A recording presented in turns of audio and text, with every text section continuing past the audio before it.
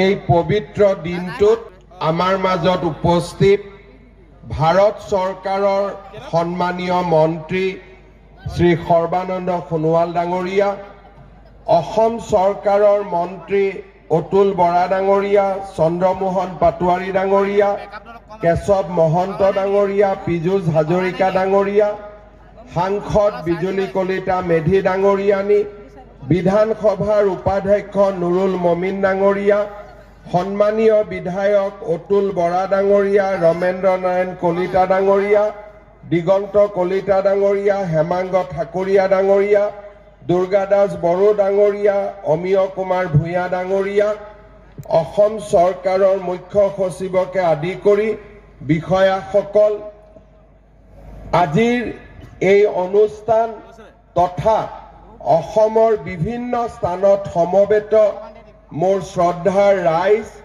আইসকল, যুৱক যুৱতী, বন্ধু বান্ধৱীসকল, আৰু আজিৰ এই অনুষ্ঠানত আমাক আশীৰ্বাদ জনাবলৈ অহা শ্বহীদ পৰিয়ালৰ সন্মানীয় সদস্যসকল, শ্বহীদ স্মাৰক ক্ষেত্ৰ উদ্বোধন আৰু শ্বহীদ দিৱসৰ আজিৰ এই পবিত্ৰ দিনটোত অসম আৰু অসমীয়াৰ অস্তিত্ব ৰক্ষাৰ মহান সংগ্ৰামত আত্মবলিদান দিয়া ঐতিহাসিক অসম আন্দোলনৰ অমৰ শ্বহীদসকললৈ মই গভীৰ শ্ৰদ্ধাঞ্জলি নিবেদন কৰিছোঁ।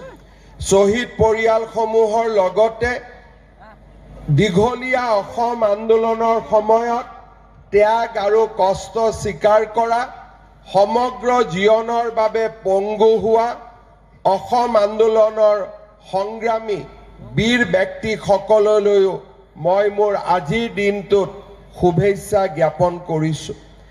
বিদেশী বিতাৰণক কেন্দ্ৰ কৰি আৰম্ভ হোৱা ঐতিহাসিক অসম আন্দোলনৰ সূত্ৰপাত হৈছিল অসমৰ জাতীয় জীৱনৰ এক জটিল সন্ধিক্ষণত।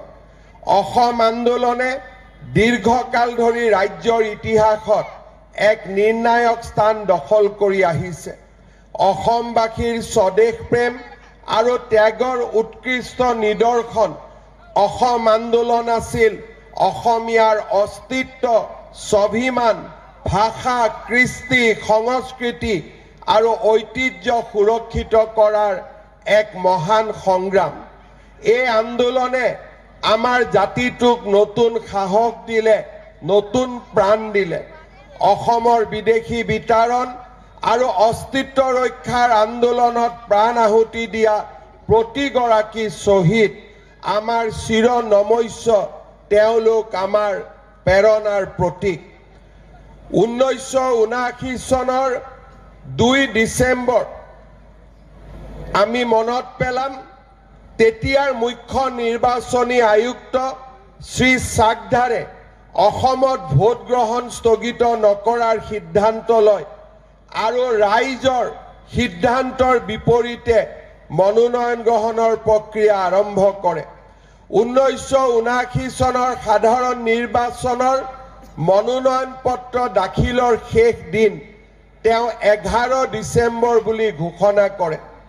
অসমৰ ৰাইজে সিদ্ধান্ত লৈছিল যে আমি বিদেশী নাগৰিকক ভোটাৰ তালিকাৰ পৰা বাহিৰ নকৰালৈকে আমি অসমত নিৰ্বাচন হ'ব নিদিওঁ।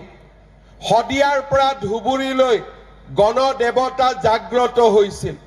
প্ৰতিগৰাকী ৰাজনৈতিক দল আৰু তেওঁলোকৰ সাম্ভাব্য প্ৰাৰ্থীসকলৰ ওচৰত গৈ ৰাইজে আহ্বান জনাইছিল যে আপোনালোকে নিৰ্বাচন নেখেলিব, কাৰণ আমাক এখন শুদ্ধ ভোটাৰ তালিকা লাগে, বিদেশী বিহীন আমাক এখন ভোটাৰ তালিকা লাগে। ৰাইজৰ কথা নুশুনি 1979 চনৰ 10 ডিচেম্বৰৰ ৰাতিপুৱা নিচেই পুৱাতে ৰাষ্ট্ৰপতি ফখৰুদ্দিন আলী আহমেদৰ পত্নী, কংগ্ৰেছ দলৰ প্ৰাৰ্থী বেগম আবিদা আহমেদে লাখটকীয়াৰ পৰা মনোনয়ন পত্ৰ দিবলৈ বৰপেটালৈ যাত্ৰা কৰিছিল। আমি লাখটকীয়াত উপস্থিত আছিলোঁ। তেতিয়া আমি ক্লাছ 5ম মান শ্ৰেণীৰ ছাত্ৰ।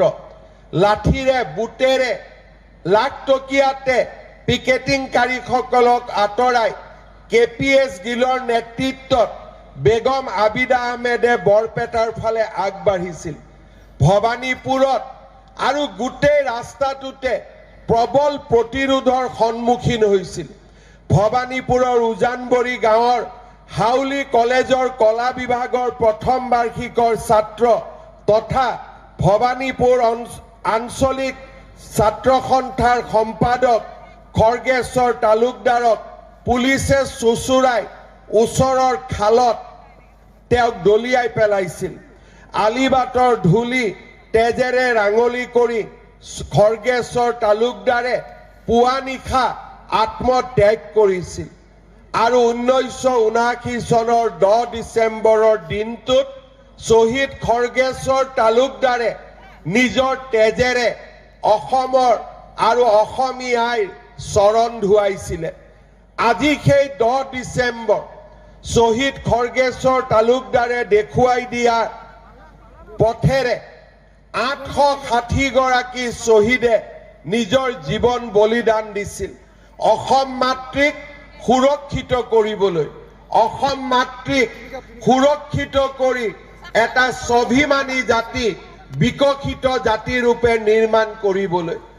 প্ৰতি বছৰে 10 ডিচেম্বৰৰ দিনটো কৃতজ্ঞ জাতিয়ে 860 গৰাকী শ্বহীদক সোঁৱৰণ কৰে আৰু অসমীয়া জাতিক কেতিয়াও নিঃশেষ নহবলৈ, জাতিটোক ৰক্ষা কৰিবলৈ ইতিহাসৰ বুকুত অসমীয়া জাতিক গৌৰৱেৰে জীয়াই ৰাখিবলৈ সংকল্প গ্ৰহণ কৰে। 10 ডিচেম্বৰৰ দিনটো প্ৰতিগৰাকী অসমীয়াৰ বাবে এটা পবিত্ৰ দিন, প্ৰতিগৰাকী অসমীয়াৰ বাবে এক নতুন সংকল্পৰ দিন। কলীয়া ডাৱৰে আৱৰাই ৰখা অসমীয়া জাতিৰ এই সংকটৰ পৰিৱেশৰ মাজতো সুৰুজক আহ্বান জনাই সুৰুজৰ সৈতে নতুন প্ৰভাতৰ গান গোৱাৰ বাবে অসমীয়া জাতিয়ে 10 ডিচেম্বৰৰ দিনটোত সংকল্প গ্ৰহণ কৰে। এই বছৰৰ 10 ডিচেম্বৰ আজিৰ দিনটো আমাৰ বাবে আৰু অধিক গৌৰৱৰ দিন। 2019 চনৰ 10 ডিচেম্বৰ তাৰিখে গুৱাহাটীত শ্বহীদ স্মাৰক ক্ষেত্ৰ নিৰ্মাণৰ বাবে আমি কাম হাতত লৈছিলোঁ। মুখ্যমন্ত্ৰী সোণোৱাল ডাঙৰীয়াৰ নেতৃত্বত 2019 চনৰ 10 ডিচেম্বৰ তাৰিখে আমি সংকল্প লৈছিলোঁ যে আমি গুৱাহাটীত এক শ্বহীদ স্মাৰক নিৰ্মাণ কৰিম। চাওঁতে চাওঁতে আমাৰ সংকল্প আৰু দৃঢ় হৈছিলে। আৰম্ভণিৰ কল্পনাৰ পৰা আমি কল্পনাবোৰক নতুন ৰূপ দিবলৈ আৰম্ভ কৰিলোঁ। প্ৰতিটো বছৰে নতুন কল্পনাই বাস্তৱ ৰূপ পালে। আজি 150 বিঘা মাটিত 170 কোটি টকা ব্যয়েৰে আমি সুবিশাল আমি অমৰ শ্বহীদ স্মাৰক নিৰ্মাণ কৰিছোঁ। যোৱাকালি সন্ধিয়া আমি শ্বহীদ স্মাৰকত অক্ষয় বন্তিত অনল সংযোগ কৰি অগ্নি সংযোগ কৰি তাক চিৰদিনৰ বাবে অসমৰ মাটিত অক্ষয় বন্তি ৰূপে জীয়াই ৰখাৰ সংকল্প হাতত লৈছিলোঁ। এইবাৰৰ শ্বহীদ দিৱস আমাৰ বাবে এক সুকীয়া তাৎপৰ্য বহন কৰি আহিছে। অকল সেই কাৰণেই নহয় যে এইবাৰৰ শ্বহীদ দিৱসত আমি শ্বহীদ স্মাৰক নিৰ্মাণ কৰিছোঁ। আজিৰ দিনটো এইবাবেও আমাৰ বাবে গুৰুত্বপূৰ্ণ যে এতিয়া জাতিয়ে জীয়াই ৰখাৰ এক নতুন সংগ্ৰামত লিপ্ত হৈছে। অসম আন্দোলনৰ 46 বছৰ পিছতো কৰবাত আমি সুৰক্ষিত নাছিলোঁ। আমাৰ জাতি মাটি ভেটিৰ ওপৰত প্ৰত্যাহ্বান আহিছিল। আমি অসমতে অসুৰক্ষিত অনুভৱ কৰিছিলোঁ। অসম চুক্তি স্বাক্ষৰ হৈছিলে, কিন্তু চুক্তি স্বাক্ষৰ হোৱাৰ পিছতো চুক্তিখনৰ কাৰ্যকাৰীকৰণ আৰু নতুন নতুন প্ৰত্যাহ্বানসমূহ গ্ৰহণ কৰাৰ বাবে সাহসৰ অভাৱে আমাৰ জাতিটোক দুৰ্বল কৰি পেলাইছিল। আমাৰ জাতিটোৰ ভিতৰে পৰা আমি কৰবাত নহয় কৰবাত দুৰ্বল হোৱাৰ এক প্ৰক্ৰিয়া আৰম্ভ কৰিছিলোঁ। সেই সময়তে আমি পুনৰবাৰ সংকল্প লৈছিলোঁ যে নহয়, আমি অসমৰ জাতি মাটি ভেটি ৰক্ষা কৰিম।